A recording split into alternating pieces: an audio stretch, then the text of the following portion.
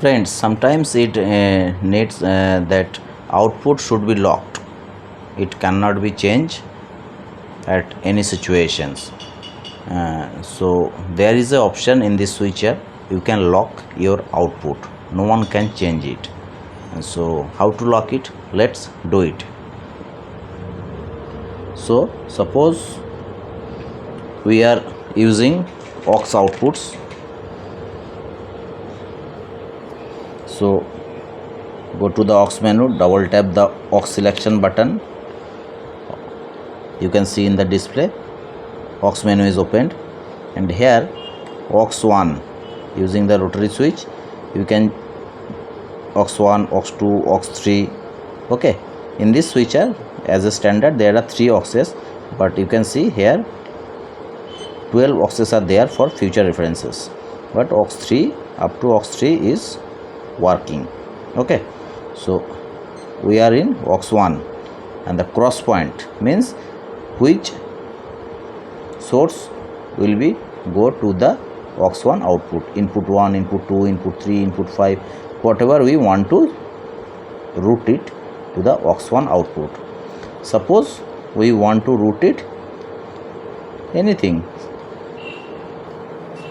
let it be color bar.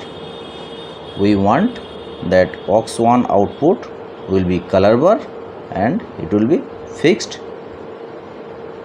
permanently.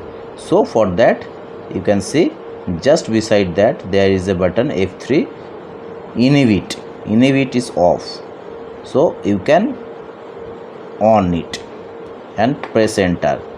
It means that your aux 1 output is locked.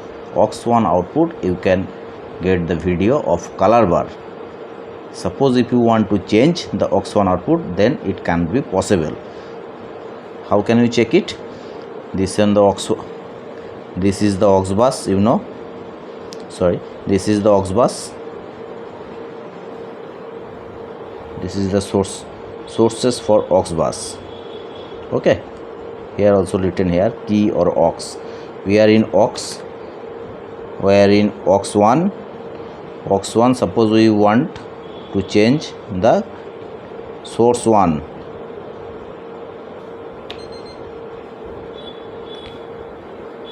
Aux 1 control disabled. Yes, because due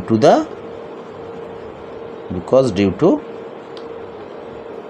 inhibit is on. If you off the inhibit, then you can route anything from here. In aux 1 there is a current cross point is color bar. Suppose you want to route the source 1, just the press source 1, it is possible. You can see here also input 2, input T, input 3. But if the inhibit is on, means your aux output is locked and you cannot change it from here. Only which output is exist, this one will work. So in this way you can easily lock your output, aux output.